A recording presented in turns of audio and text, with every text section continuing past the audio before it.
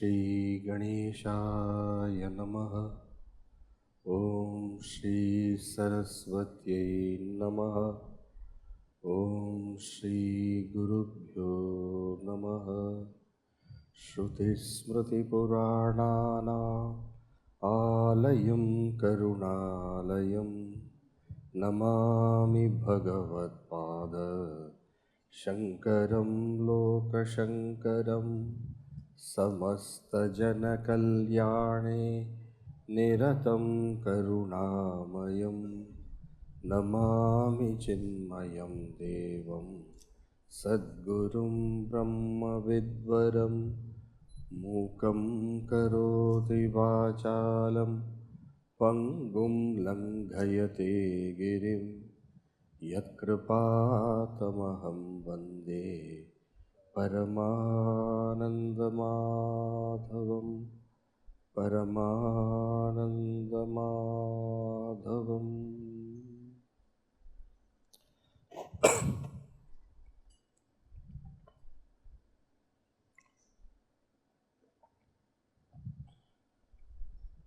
We are all extremely grateful that Pujya Guruji could come here and he inaugurated this Vedanta Vijnana Course is what is written there. If you see what Guruji said, he said Patyakrama. That's a Sanskrit word for course. So Patyakrama means, Patya is studies, Patyakrama. Krama is order, structure, system. So an order, there is structure, there is system. So when you say order, one after another, that's order. When you say structure, there is a certain methodology. One after another is order, structure is a methodology. Right? So in this Vedanta Vijnana Patyakrama, here also there is going to be an order and there is also going to be a methodology. But before I go to explain what is this structure methodology, I would like to have a hands, I'll ask certain questions. So I would like to know from you all, how many of you are, let's say, totally new to Vedanta? You are starting now first. Please raise your hands. Totally new. Okay. How many of you have been already introduced and you have, according to you, you have a moderate comprehension? Moderate. Okay. And how many of you have studied many texts like Bhagavad Gita also you have studied, some Upanishads also you have studied, many Prakarana Granthas you have studied. Can I have a... Yeah, so there also. So here I have an audience who are beginning and who are middle and who are really... But that is an advantage. Each one of you can help the others. Now, when we say the structure, what is first there is a purpose. See, as far as Vedanta is concerned, it is a Shastra. You say Shastra, it has got a lot of varieties of texts handling various aspects of the knowledge. So it's a huge Shastra. Like any subject, any knowledge, which is well developed and which is which has flowered through the centuries, you will find that they have plenty of material for study and all those things. Here, what is the purpose? What are we, when we say we are going to do slowly, systematically, we are going to study, what is the purpose we want to gain finally? This is a course devoted to give the essentials of Vedanta. Okay? Essentials of Vedanta. What are the main aspects of Vedanta one should understand? And then this course will also deal with how do you apply it in your life? How do you make it beneficial for yourself? So the essentials of Vedanta for application in daily life. This is in one line the purpose of the entire Vedanta Vijnana course. What did I say? Can you please tell me? The essentials of Vedanta for application in daily life. So naturally, essentials of Vedanta have to be given. Now, here again, when you say essentials of Vedanta, we have to pick up those texts which will give you the essentials. The first text we are choosing to study is a text, Atma Bodha. I think most of you have come, may have registered for this Atma Bodha. What does Atma Bodha deal? The word Atma Bodha itself, when you can, self-knowledge. Atma is self, Bodha is knowledge. So self-knowledge. So this is a composition by Sri Adi Shankaracharya, one of the greatest, one of the noblest, one of the most supreme kind of, say, the Acharya. We would say Acharya, the one who is a great promulgator of that knowledge. So Adi Shankaracharya's composition, Atma Bodha, this will give you the foundations that you will require for further studies.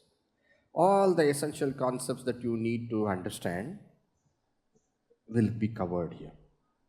So this is a very, very important text. If you master this text, if you have the right comprehension of this text, then you will find that you will be able to go further in the other texts which are going to come one after another. So after Atma Bodha, probably Atma Bodha will be 18 to 19 sessions. So after Atma Bodha, we go to Bhagavad Gita. In Bhagavad Gita, we have picked up 3 chapters. Chapter 2, Chapter 15 and Chapter 18. Chapter 2 is summary of the entire Bhagavad Gita. Remember what is the purpose of this course? Essentials of Vedanta for application in daily life. Bhagavad Gita deals with application of the knowledge. That is the beauty of Bhagavad Gita. You all, to some extent, will know that Arjuna in the battlefield got confused and he did not know what is the right way of action, what is to be done. And therefore Bhagavan Shri Krishna gave the knowledge to Arjuna, helped him gain that confidence in himself, made him strongly rooted in the right principles of life, and then he could act and function. So the knowledge and application in daily life, that is the crux of the Bhagavad Gita. So Bhagavad Gita chapter 2 is a summary of the entire Bhagavad Gita in prospect. The whole Bhagavad Gita is going to come. It's only the second chapter. First chapter, Arjuna is sharing his confusion. So when you go to the second chapter, Bhagavan gives a summary of all that he is going to teach in the whole Bhagavad Gita. That becomes the second chapter. Now you have, after the second chapter, we are going to see the 15th chapter. 15th chapter is again a summarization chapter, but this is not the summarization just of the Bhagavad Gita. This is a summarization of all aspects of Vedanta. Vedanta Vijnana Course. Of course, Bhagavad Gita is a summarization of Vedanta, no doubt about it. But Bhagavan Shri Krishna would even in Vedanta pick up those points which are worthy of mention.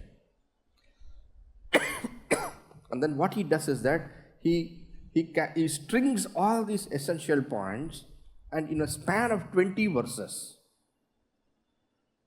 he covers the whole structure and philosophy and thought and knowledge of Vedanta. So 15th chapter is that special, unique chapter. And then you come to the 18th chapter. 18th chapter is again summarization. Why are we choosing these chapters of summarization? Because Vedanta Vijnana Course is what? Essentials of Vedanta. And therefore, so 18 chapters again summarization, but how is this summarization? This is summarization in retrospect. Summarization in prospect, summarization in retrospect. The 18th chapter. But after studying the second chapter and after studying the 15th chapter, we will take the Mundaka Upanishad. We will reserve 18th chapter for the last. And what is the beauty of Mundaka Upanishad? Again, remember what is our target? Essentials. So Mundaka Upanishad, see, the Upanishad structure and style is very different. Only when you study you will understand. They are a little mystical in nature. They present in their own language, in their own ways they present. The Upanishads have got a certain beauty which requires a certain maturity for comprehension. Actually, it is a Upanishadic wisdom. Vedanta, when we say it is Upanishads only, the Upanishadic wisdom is culled down, brought to various texts like Atma Bodha and all, right? So the source of all Vedanta is the Upanishads. That's why we define Vedanta as this: Vedanto Nama Upanishad Pramanam. Vedanta is Upanishads. So Upanishads are the basic texts. So so many Upanishads are there. From all the Upanishads, we have picked up Mundaka Upanishad because it does a brilliant job of bringing in all the essentials of Vedanta again. So our structure is, first we go to Atma Bodha, then we go to Gita chapter 2, then we go to Gita chapter 15, then we go to Mundaka Upanishad, and finally we conclude with the Bhagavad Gita chapter 18. So in the span of these texts, by God's grace, by Guru's blessings, we should be able to get the essentials. Right? So have I communicated to all of you about the structure of the course? Yes? Structure of the Patyakrama. I think now it's time to enter into the text. Right? Do you all have the Atma Bodha with you? Atma Bodha? How many of you do not have? Oh. Did you not get a letter saying you should have Atma Bodha book? The email must be there. Must be there. Just came to know about it, you came. That is perfectly okay. Now probably if you don't have, please use it with the other person who is nearby. But next session definitely you will require text. Shall we start? All of you are ready? Yes. Sit back and relax. Sit back and be alertly relaxed. Okay? We start. So I'll chant the verse. You please repeat after me. That way. Tapo bhikshina papana shantanam vitaragina mumukshunamapekshyoyam Atma Bodho vidhiyate. Together. Sapo bhikshina papana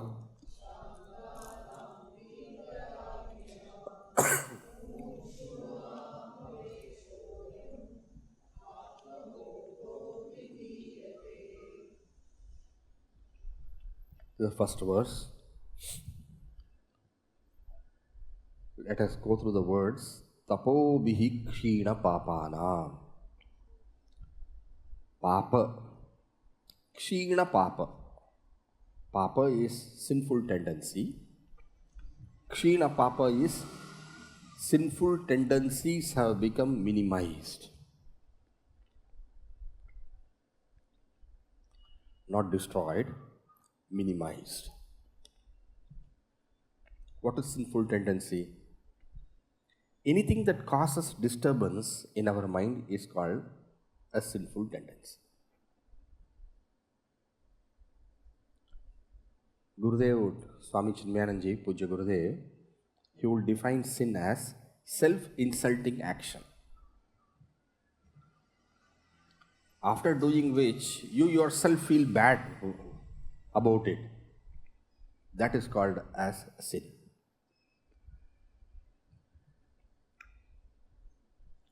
So sinful tendency, you can say, are those tendencies which cause anger, greed, jealousy, causing pain to others needlessly.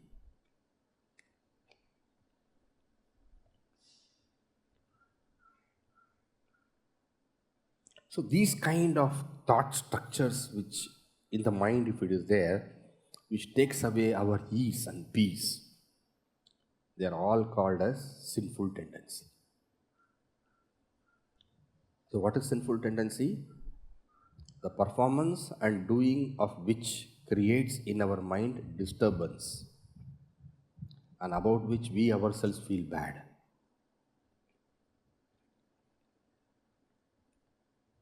In general terms, desire, anger, greed, jealousy. When I say desire, what I mean is selfishness.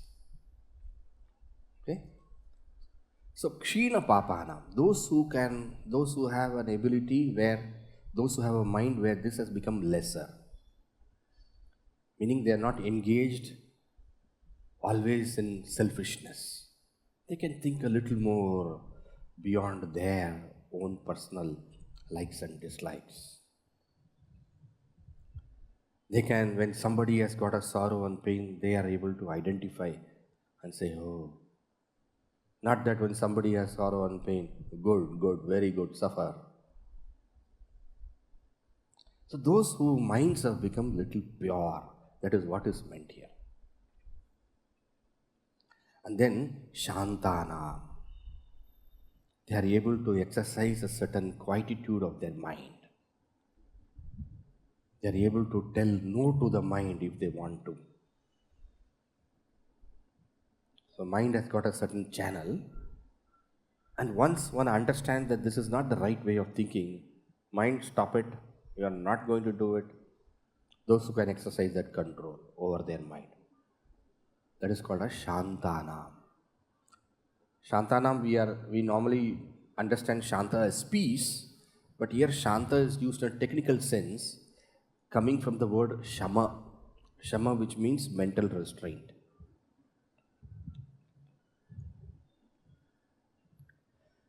Vita raginam, raga is attachment, raga is not being objective in life.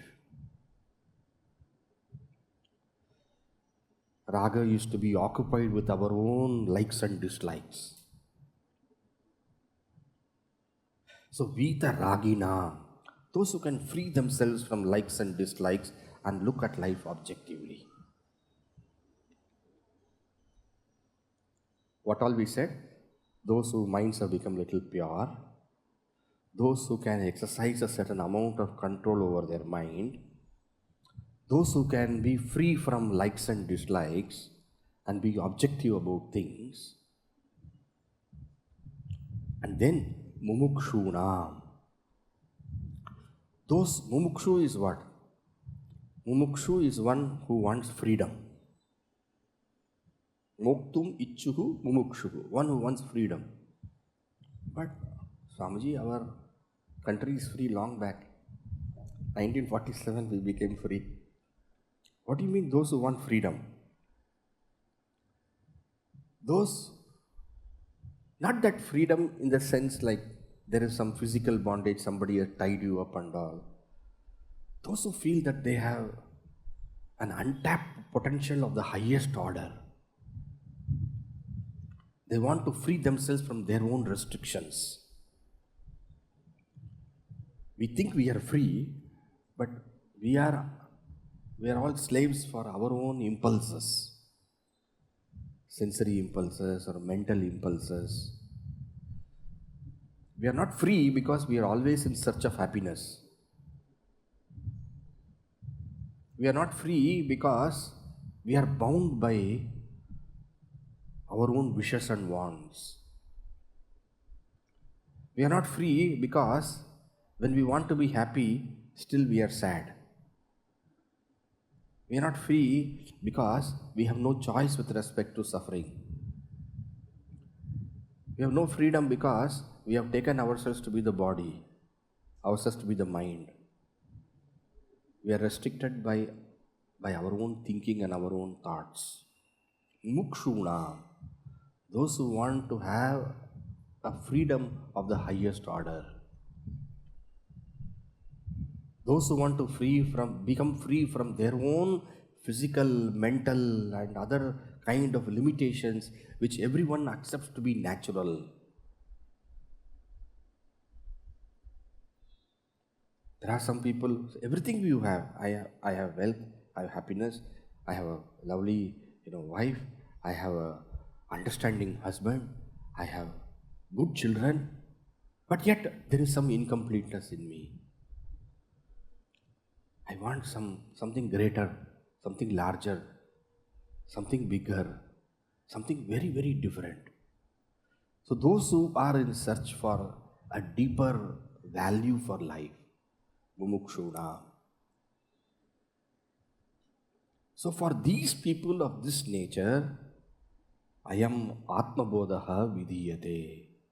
This knowledge of self-knowledge, this text dealing with self-knowledge, this text which will give us self-knowledge, clarity about ourselves.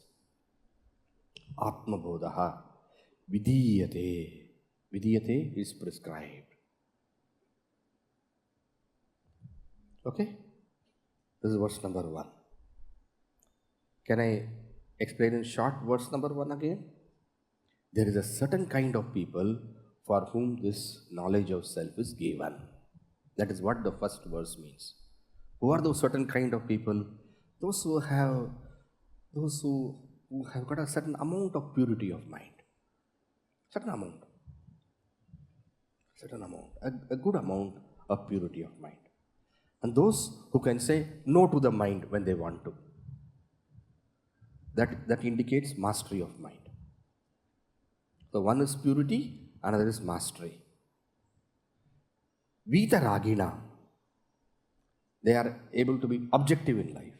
Likes and dislikes, they can see out of it.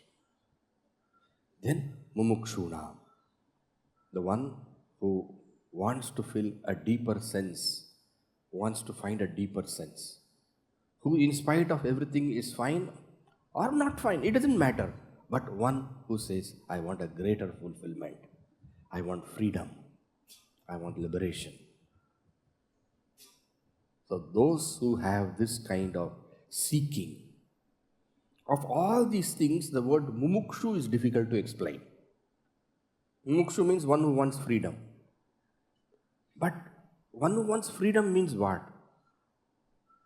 One who is not satisfied with the present state of his living and life. And this not satisfied with present state of living and life is nothing to do with wealth or prosperity or relationships or business or they may be good only, nothing.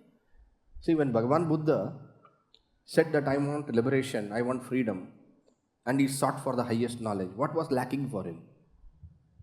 It's not that. It's not the physical. It's something deeper from inside. I want a deeper fulfillment.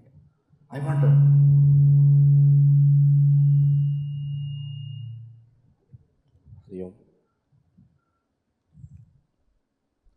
Hari Om. It's okay?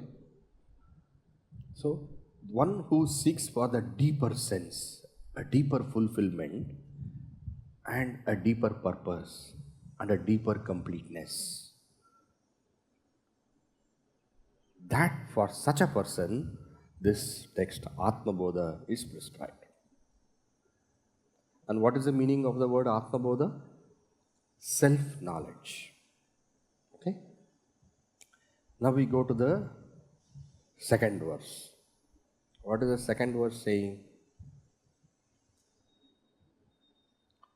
Bodhonya sadhanebhyo hi Sakshat mokshaika sadhanam Pakasya vahnivat jnanam Vina moksho na siddhyati. Together. Bodhonya sadhanebhyo hi sakshat mokshaika sadhanam Pakasya vahnivat jnanam Vina moksho na siddhyati. So it was said in the earlier verse, Mumukshuna, for those who seek liberation, Atma Bodha is given, the knowledge of the self is given. Now the question comes, for those who seek liberation, why should self-knowledge be given? Why can't something else also solve the problem? So somebody who is a mumukshu is one who wants moksha. For moksha, why do you want self-knowledge? Why can't you? Something else can also, right? Why only bodha should be given? So the answer is given here. Anya sadhanebhyaha. There may be so many sadhanas, so many spiritual practices. Like one can say japa, one can say puja, one can say going to temple, one can say going to various places for spiritual, so going to Haridwar, Rishikesh, so many spiritual practices are there. Of all of them, why are you suggesting only knowledge? What is the significance of knowledge, self-knowledge being suggested for a person who wants liberation? The answer is given. Anya sadhanebhyaha bodhaha hi sakshat mokshaika sadhanam. For moksha, for liberation, knowledge is only the direct means.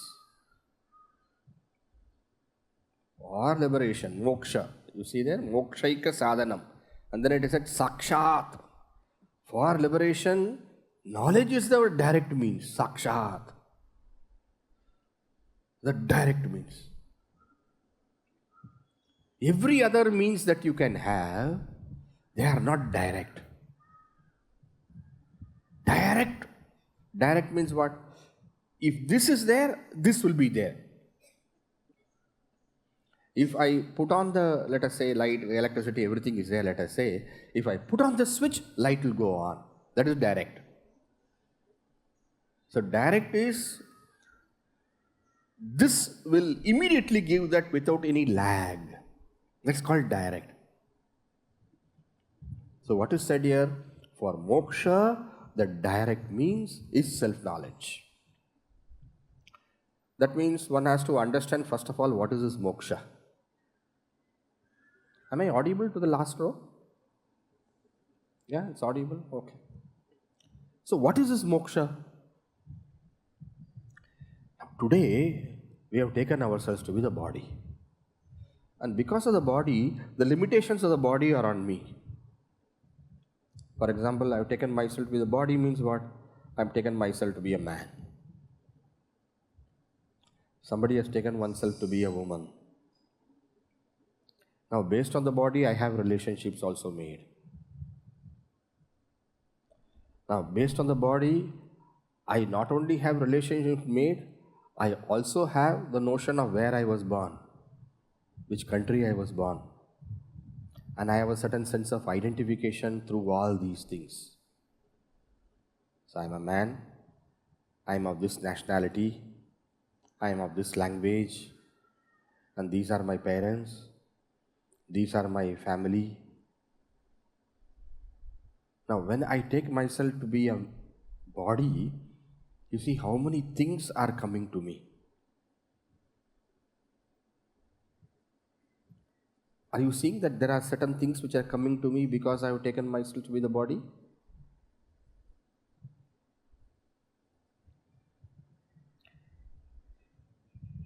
Various things which are added to me because I am the body. I take myself to be the mind. Now when I take myself to be the mind, the pains and the sorrows of the mind becomes mine. The agitations and the problems of the mind become mine. I think some problem is there. You have to, audio may be here or something.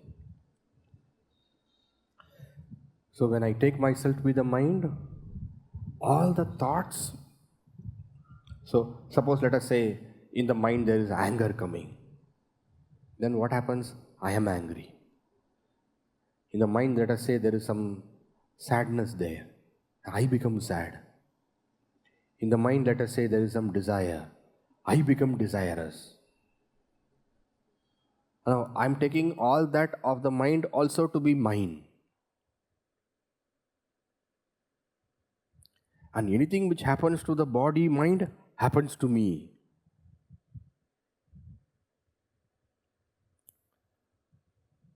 So all kinds of things I put on myself, and I have a sense of burden, bondage, a certain sense of what is all these things, why has all these things, all kinds of problems and pains and sufferings. Because of my identification with the body, because of my identification with the mind. Because of me taking myself to be something else which I am not.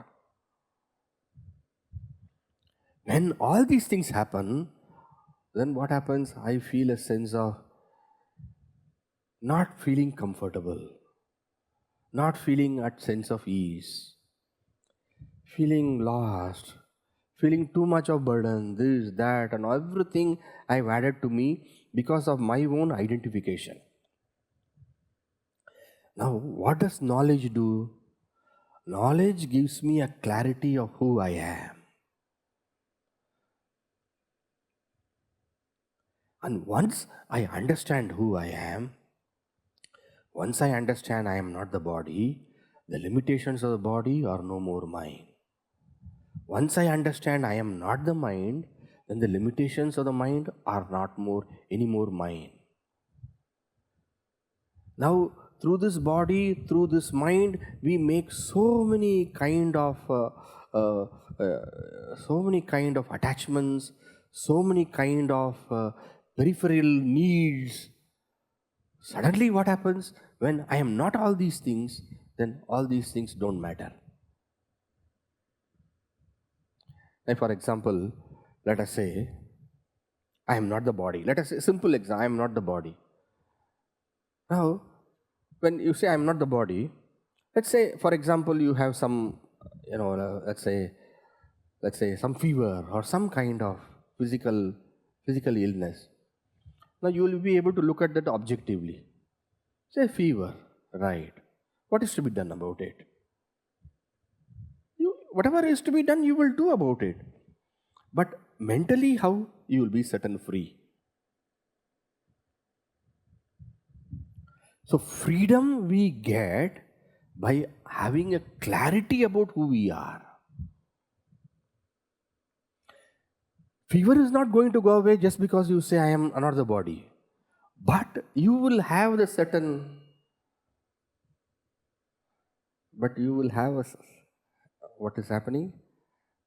But you will have a certain ability by which you look at things very objectively.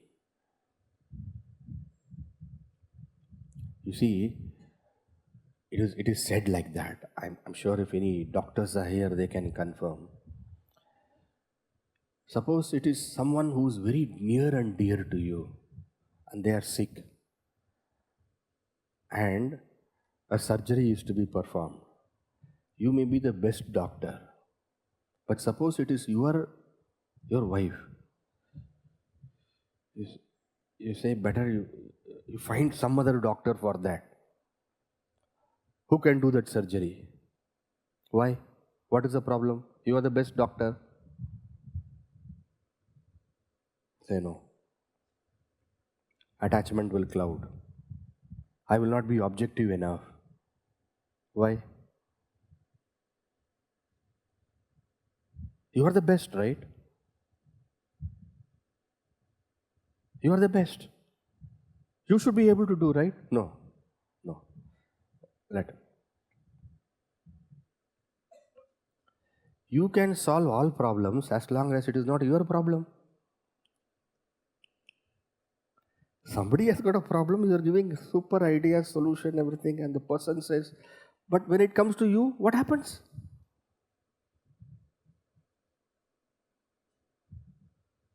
Please see, where there is attachment, where there is no objectivity, where there is some kind of blindfold over us, not that exactly there is a blindfold, something is there, we lose track of what is the right way of action.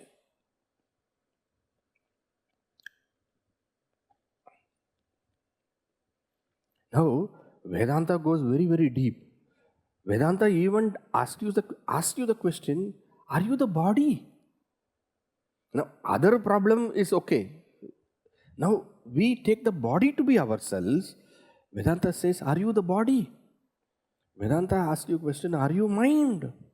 They ask you deep, deep, deep questions.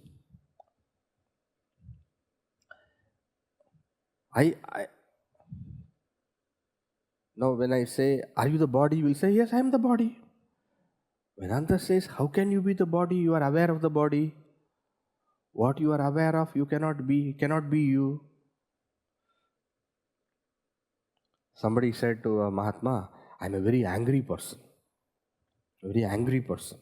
So he went to that Mahatma and said that, I am a very angry person, can you give solution to my anger? The Mahatma said, okay, I will give you solution to anger, but where is your anger? Show. He said, it's anger? You said you are an angry person, no? If you are an angry person, then anger is... If you are an angry person, anger is part of you. Where is anger? Show. If it is part and parcel of you, it is you. Think little carefully. We say we are the body, we say we are the mind, but are we always with the body and the mind?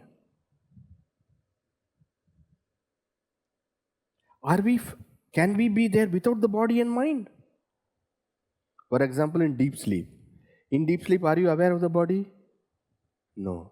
Are you having a mind in deep sleep? No. But in spite of all those things, you are not dead. You are. So Vedanta says, we have a confusion about who we are. And this is causing all the problem. The moment we understand who we are, really who we are, then you will find for yourself the bondages which come to you because of the wrong thinking of who you are. All those things will cease and immediately you will be free. Our problem is caused by wrong thinking and the solution will have to be right thinking. Now, Atma Bodha, for a person who wants freedom, not the freedom of the general, simple, literal sense of being bound or somebody is tied and all those things, or freedom from poverty and all those. No, we are not talking of those kind of things, Those kind of freedoms have to be handled in their own different ways. But for a person who seeks a deeper freedom, meaning everything is fine, but still I don't feel complete. There is something lacking. There is something, a person who is so sensitive to find out this problem in one's life, for that person, Vedanta says, the solution is you find out who you are. Your true nature is infinite existence, pure consciousness, and absolute bliss. This is a declaration. This was what you must have heard often as Atma is Satchidananda. Sat is existence, Chit is consciousness, and Ananda is pure bliss. But today we have taken ourselves with the body. And the body is inert body. Body is made up of what?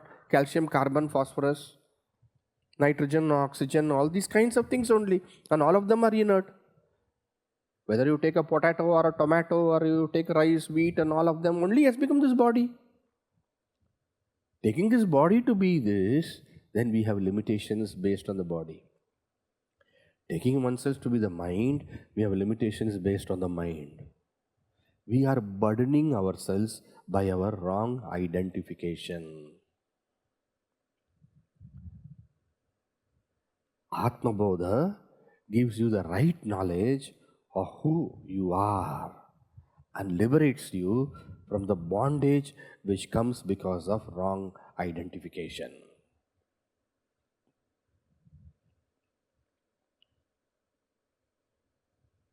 Right? What does Atma Bodha do? Atma Bodha gives you the right knowledge of yourself so that you can be free from the bondages which come out of wrong identification.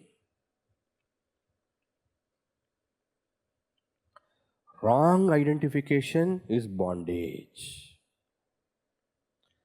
Discovering our true nature is liberation.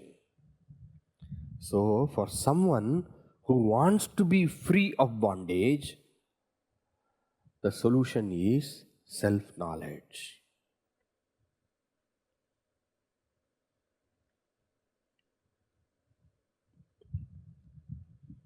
But what about other spiritual practices? Self-knowledge is core of spirituality, you can say. But what about other spiritual practices? Should I give up all those spiritual practices? Now, I should gain only self-knowledge. Right. So what? I've been doing japa from so many years, Every day I do Om Namah Shivaya, Om Namah Shivaya. Should I drop it? Each one will have a different. Someone will say that I go to a temple daily. That may be that person's way of spiritual life. Another person says, my spiritual life is that daily I study the Bhagavad Gita, or daily I whatever one is doing. What about all of them? Are they required or not required? What is said is that self-knowledge is a direct means. All of them are indirect means. But I have to explain what is indirect means, because when I say indirect means, it won't become clear. Direct means, what is the meaning of direct means? If I put on that switch, light will come. That is direct. What is indirect? I get up from here, I walk down, right? Then walk down the steps, then I go a little forward. All these things I am doing. And finally, what do? After doing all those things, I put on the switch. For the fan to go on, that switch, putting on the switch is a direct means. But rest of things, are they required or not? They are required, because they help you finally to come to the direct means. Are you getting what I'm saying? Indirect, direct. Indirect is what helps you to come to the direct. Each one will have to find out what is good for oneself. As what is that indirect? That will be separate, different for different persons. One person will say, "Oh, I love japa." Another person says, "I love puja."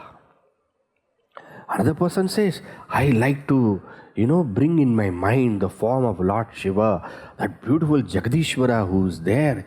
I just sit down there and I can forget everything." That is that person's. Another person says, just I listen to those lovely songs of Tyagaraja. Meera bhajans. Each one of us will have our own ways and means to connect with the divine. These are all indirect means. But they will all prepare us to come to the direct means. What is the direct means? The direct means for liberation is self-knowledge. Why is the direct means for liberation self-knowledge? Because bondage is caused by wrong identification. Bondage is caused by wrong identification. What do you mean wrong identification? Taking oneself to be the body, taking oneself to be the mind, taking oneself to be the intellect, taking oneself to be all these things what I think presently I am. From this comes all my bondage. Bondage has not come just like that.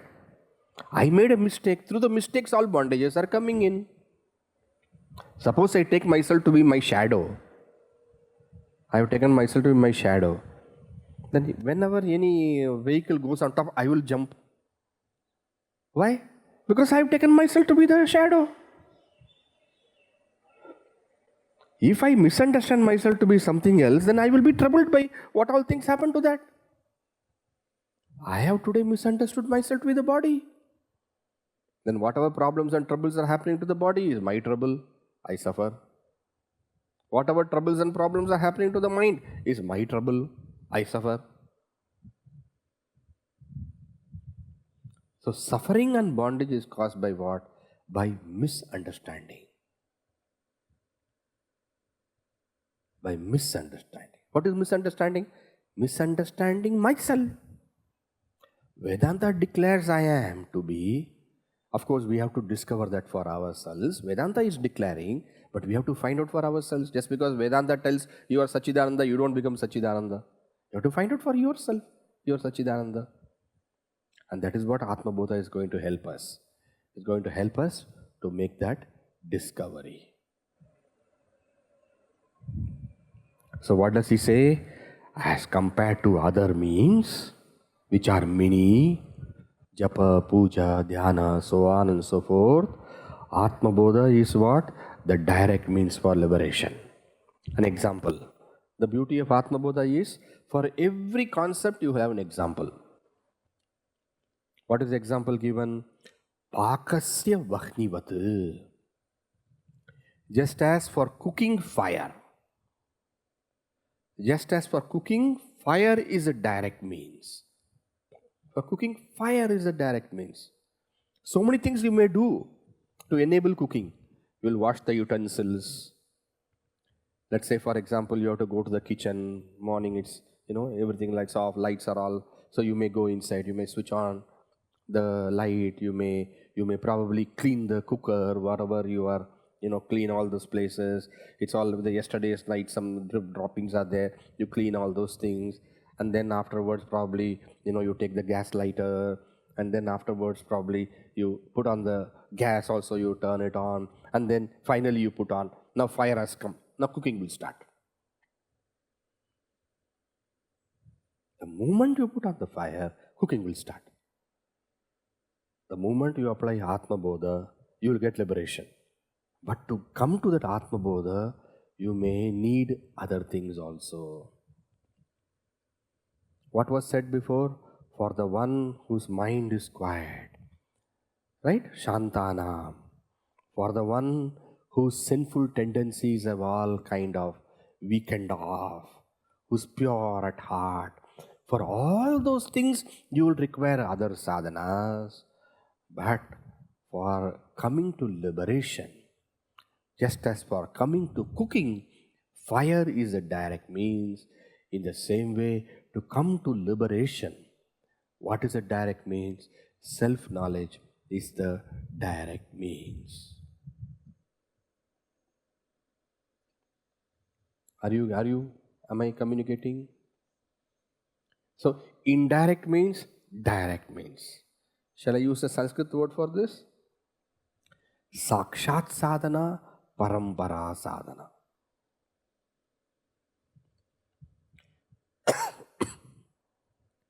Sakshat sadhana, parampara sadhana.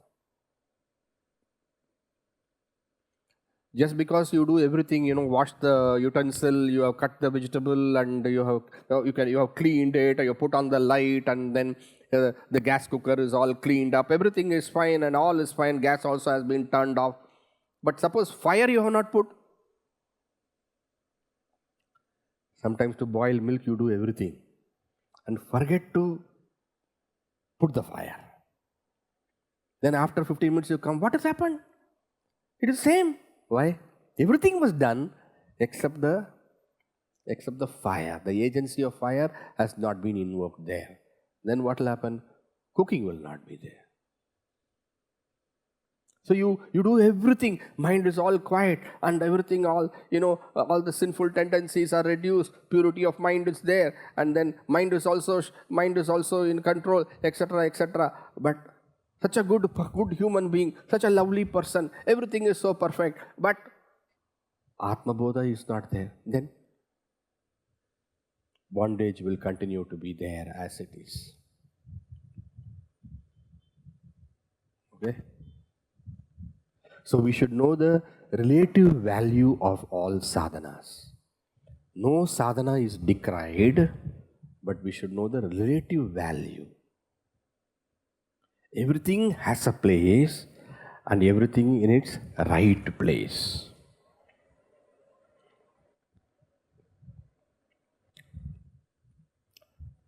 Jnanam vina mokshaha na siddhyati. That means what? Look at this. Bodhonya sadhanebhyo hi sakshat mokshaika sadhanam pakasya vahnivat jnanam vina moksho na siddhyati. And if you don't have that jnana, that Atma Bodha, everything may be there, but liberation may not be there. So one does japa, mind becomes focused. One does karma yoga, mind becomes pure.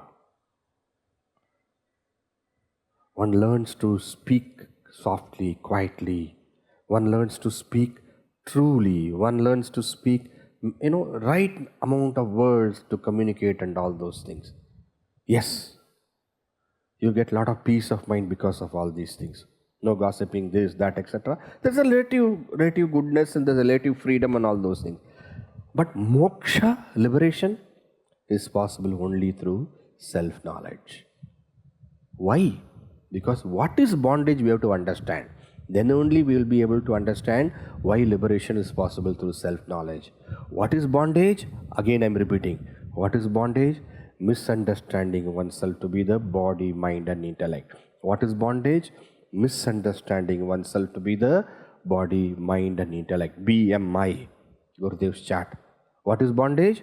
Misunderstanding oneself to be the body, mind and intellect. What is liberation? To be free of this misunderstanding. How can you gain this liberation then? Only by knowledge of who I am. If you understand what is bondage, then alone this statement that liberation is gained by self-knowledge will become clear. If you think liberation is going to some loka, somewhere going to some kind of distant Brahma loka, Vaikuntha loka, Shiva loka, O loka, Ye loka, or some loka after death you have to go somewhere, then you will not understand this.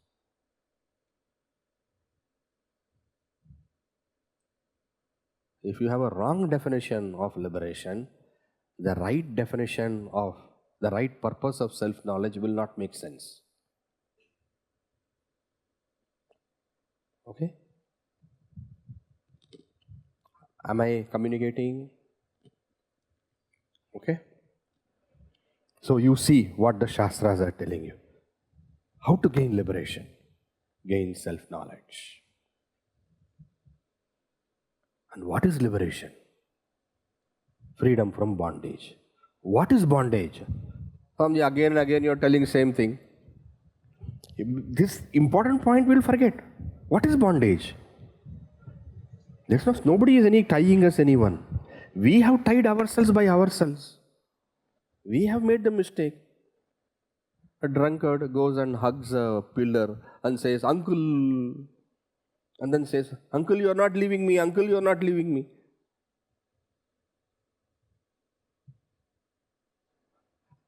So we make the identification of the body, saying, "I am body." Body did not tell, "I am you." Mind did not tell, "I am you." We are telling, "I am mind." Then everything in the mind will be our problem. Suppose I think that this mic is me, every time it creates a problem, I will think I have a problem. Is it not? That is the problem we have done to ourselves. We have created all the troubles for ourselves by our own wrong thinking.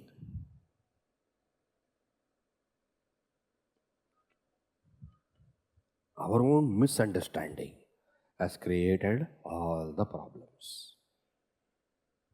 And therefore, misunderstanding can only be cleared by understanding. There is no other solution. Misunderstanding can be cleared by being a good person. One should be a good person, but misunderstanding cannot be cleared by being a good person.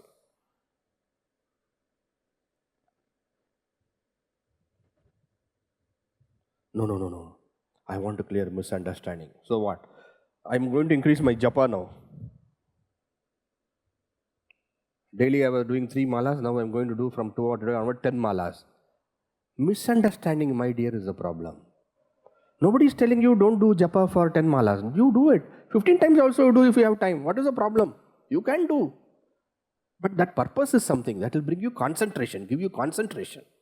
And if I am well concentrated, and if I have purity of mind and thinking, I will get self-knowledge. That is correct.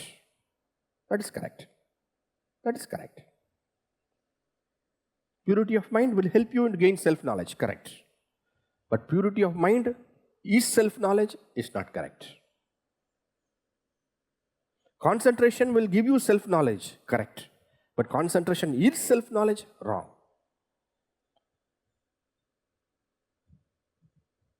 Purity of mind is not there. Concentration of mind is not there. Self-knowledge will not work. Correct. You are right. It will not work. Agreed. All those things are correct. Why? They are all indirect means. Self-knowledge is direct means. Indirect means helps one to come to the direct means. But indirect means is not equal to direct means. So the relative value of all sadhanas is to be understood, O sadhaka. And this is what Bhagavan Shankaracharya is telling us in the second verse. The first verse, what did he tell? For those who seek liberation, self-knowledge is prescribed. The second verse, what did he say? Self-knowledge is a direct means for liberation. Second verse. Third verse also we'll see. Our time is till 11:30, right? Avirodhitaya karma na vidyam vinivartaye vidya vidyam nihantyeva tejas timira sanghavat avirodhitaya karma na vidya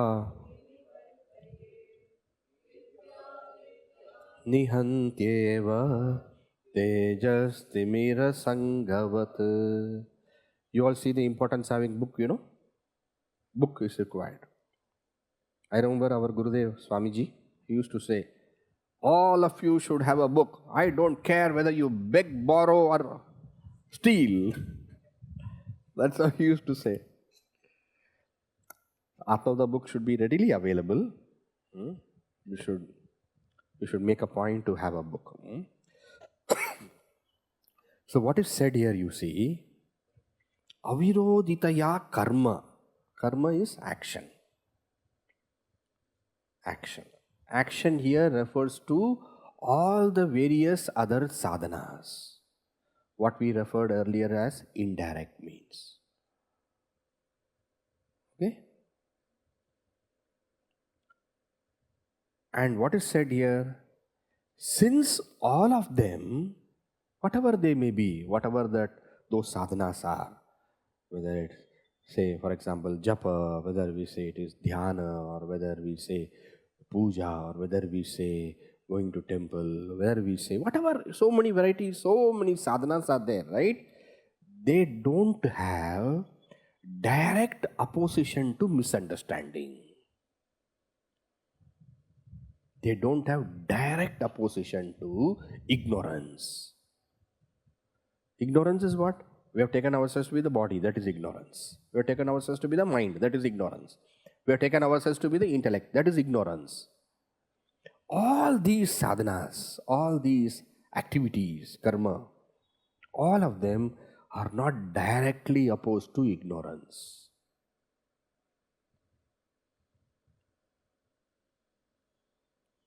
What is directly opposed to ignorance? Vidya avidyam nihanteva. Knowledge alone, vidya. What was earlier called as bodha, knowledge. Vidya avidyam. Avidya is what? Ignorance. Ignorance is what? Misunderstanding ourselves to be the BMI.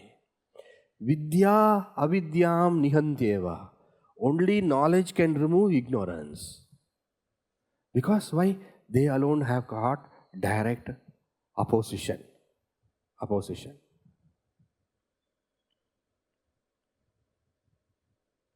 Direct opposition to ignorance is there only for knowledge.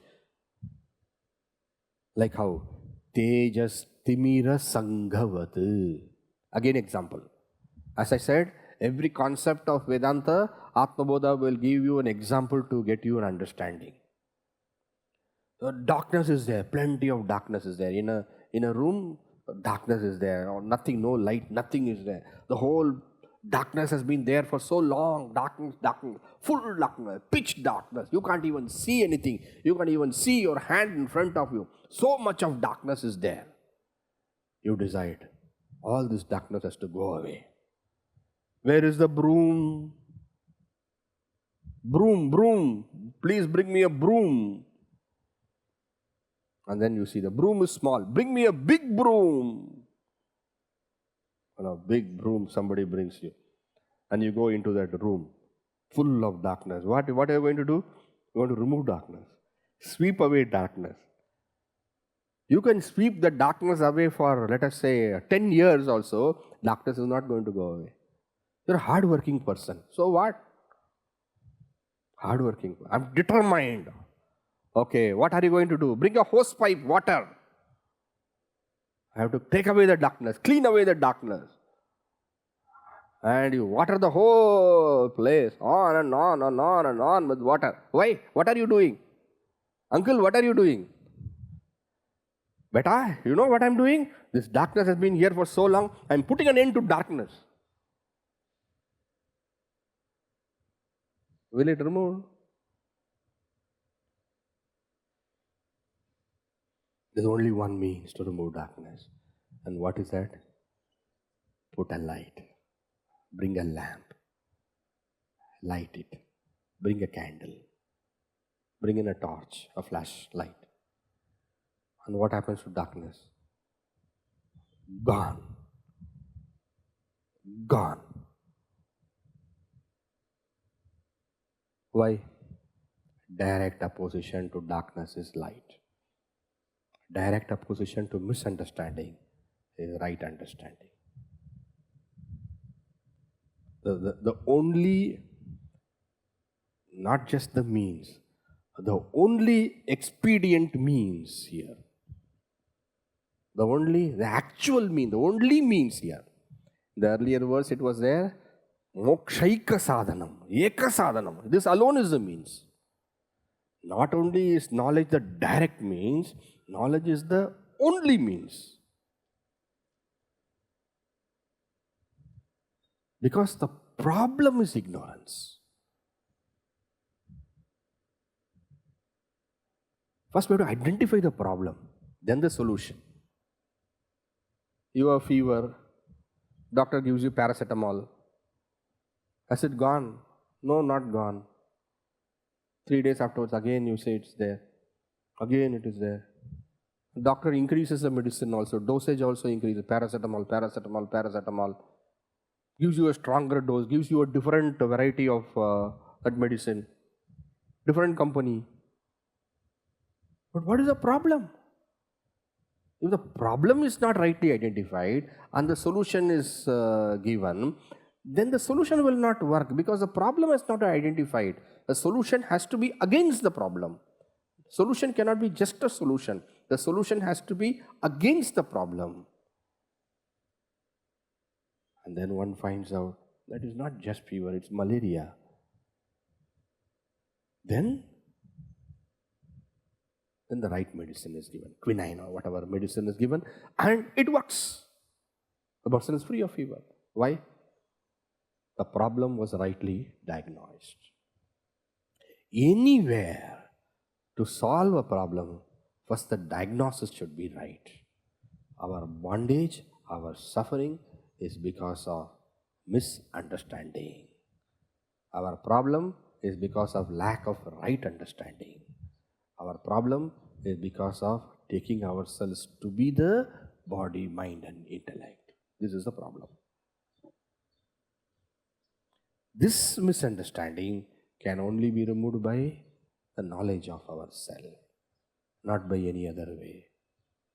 Like how Tejaha Timira Sangavat, a dense darkness. Timira Sanga is a dense darkness.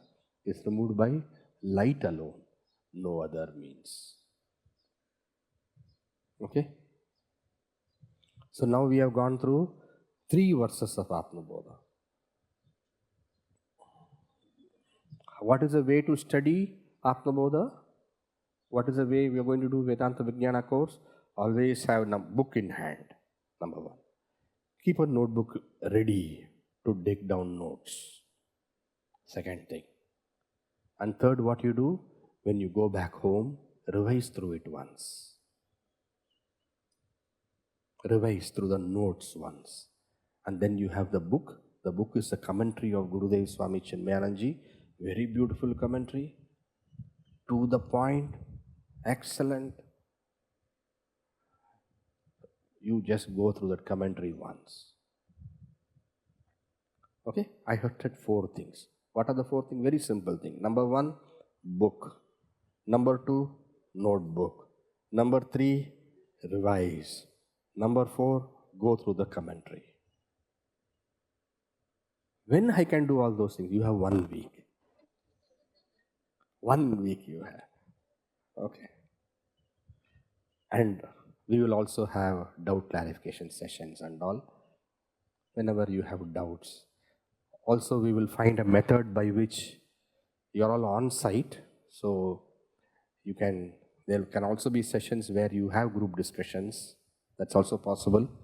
Online, those who are attending to the session, will provide you an opportunity also for a discussion forum. So online you can go and you can also discuss with, with all of them who are studying. There's so many hundreds of people who are doing this course, right? So all of them are not here. It's a hybrid mode. So all of you are here, others are doing online. So you can use a discussion forum. Even you also can use a discussion forum, not a problem. Because you have to, 1 week afterwards only you will be assembling. If you go to the discussion forum, you will also get an opportunity to discuss with everyone. And then you can also study that way. And today it was, somebody said it's a very good idea. They said, make this available, Swamiji, for all. Let them see whether they can. So I think some of you have brought also people whom you wanted to see whether they will understand, right? Am I right? Or some of you have just come to, how many of you have just come like that to see, please? Okay, few of you have come here. Right. Very, very happy that you took this opportunity to just come. And I thank all the others who encouraged them to come also. This is the greatest knowledge you will receive. This is Adhyatma Vidya. Bhagavan Shri Krishna says, Adhyatma Vidya Vidyanam. Of all knowledges, I am the Adhyatma Vidya, self-knowledge. Okay?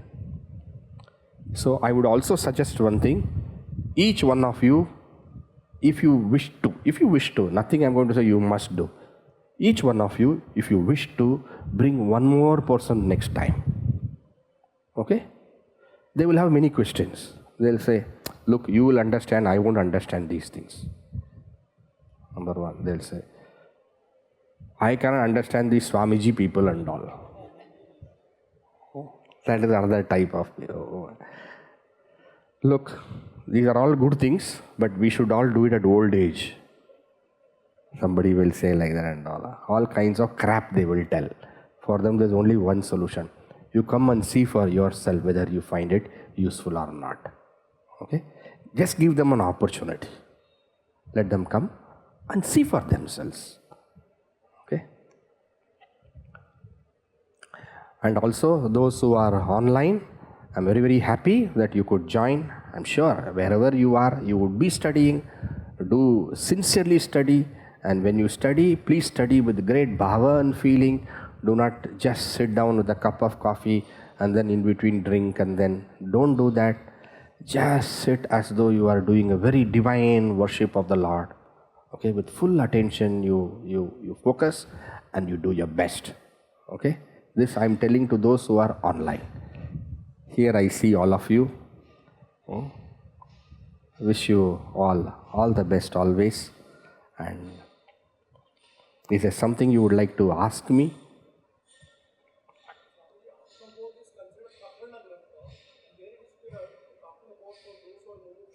Yeah. See, his question is, Atma Bodha is considered to be a Prakarana Grantha, and still it is said it is for Mumukshu. Vedanta is for Mumukshu. Vedanta is for one who wants to be liberated. So Mumukshu is what? Mumukshu is one who wants liberation.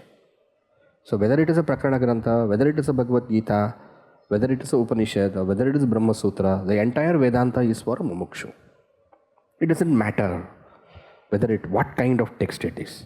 The only beauty with Prakarana Grantha is, Prakarana Grantha makes those concepts easier and makes it. Atma Bodha? Atma Bodha is a Prakarana Grantha. Prakarana Grantha literally means topical text, but what Prakarana Grantha actually means is basic text. Basic text. Before we enter into deep text, we do the study of the basic text. Atma Bodha is a basic text that way.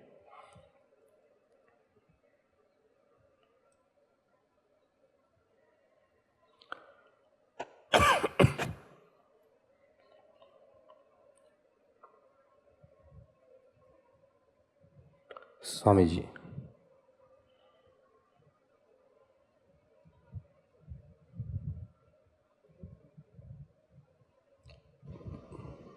Hello.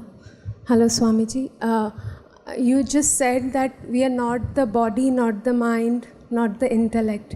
Which part of me has to understand this then? Intellect has to understand. Intellect has to understand. Mistake has been, all misunderstanding is by intellect. All understanding is by that capacity to understand what is right and what is wrong is the intellect? Yes, that is a lower form of intellect. Okay. This is a higher form of understanding. Okay. See, for example, what to eat, what not to eat. Intellect only says. What is right action, what is wrong action, that also intellect only says. And intellect can also give us an understanding of what is right thinking, what is wrong thinking. Okay. The wrong thinking which is there in us, which is also a thinking, yes, should be corrected by right thinking. Ignorance is, misunderstanding is from the intellect. Right understanding also has to happen in the intellect. And the greatest understanding the intellect can ever have is, the self is not the intellect.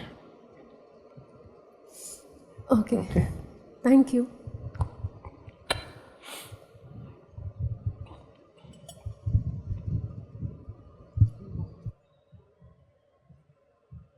There are a lot of people who want to ask. Hari Om Swamiji. So various Prakarana Granthas deals with various topics. So how many Prakarana Granthas would we need to learn to understand the Prasthantraya better? First you start with this Vedanta Vijnana course. You understand this well. Okay? After the Prasthanatraya, you are going to study the Bhagavad Gita also. You know, few chapters we are studying. And Upanishad is also Prasthanatraya. Upanishad also. Shruti, Smriti and Shruti, Smriti and Nyaya. These are the three Prasthanas. The Nyaya Prasthana you have Brahma Sutra. the Shruti Prasthana you have Upanishads, in the Smriti Prasthana you have Bhagavad Gita. So you are giving an introduction to that. Okay. Once you keep studying this, then I will also tell you what further to study. Okay, let's go step by step. Let's not think what all things you have to study now. Now you have to starting this study, you study, focus this. We are plunged directly into the text without much introduction and all those things, right? So get into the full mode. Let's sit for a few minutes. Internalize the understanding what we have gained today.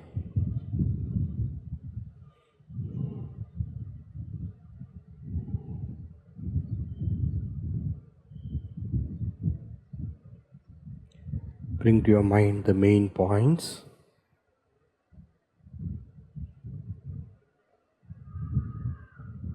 Direct means, indirect means, sakshat sadhana, parampara sadhana.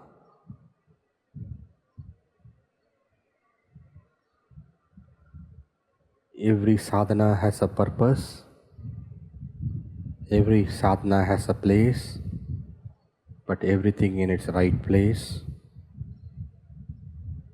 For the one who seeks liberation, self-knowledge is a direct means. All spiritual practices are required to prepare one for self-knowledge. But self-knowledge alone can give liberation, because bondage is misunderstanding oneself to be the body, mind and intellect. And liberation is to discover one's own true self and abide as one's own true self, which Vedanta declares to us to be Sat, Chit and Ananda.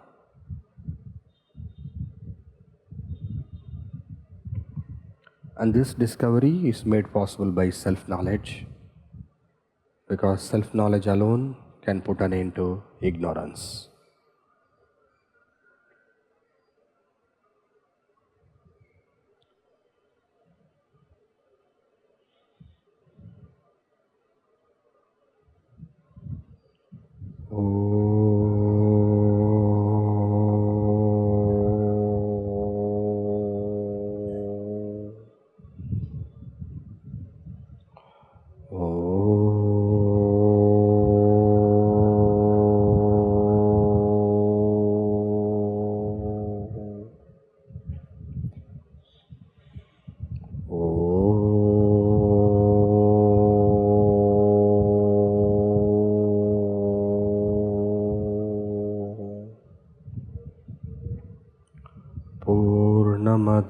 Purnamidam Purnat Purnamudachyate Purnasya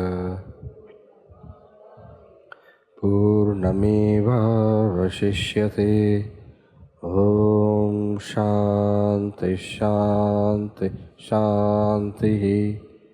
Harihi Om Shri Gurubhyo Namaha. Harihi Om.